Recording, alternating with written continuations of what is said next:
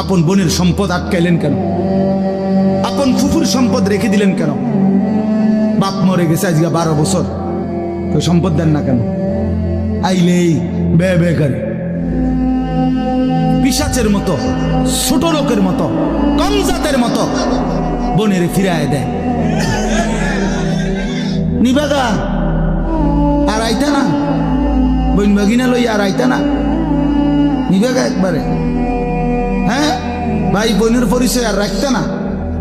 বাটফার seater বেটা, তুই বেটা ভাই বোনের পরিচয় রাখতো না কি আবার? রাখবে না কি আবার? মানে এই নাফরমান জালেম, এত বড় জালেম, এ বুঝাইতে চায় কি জানেন? এই জালেমে বলতে চায় গ্রামের 14 গোষ্ঠী সব মানুষ খাইতে হইলে আমার ঘরে এমনি খাইতে পারবে, কিন্তু আপন বোন বাগিনা যদি দুগা ভাত খাইতে হয় জমি দিয়ে খাইতে হবে। তুমি বেটা নিকৃষ্ট জালেম বেটা।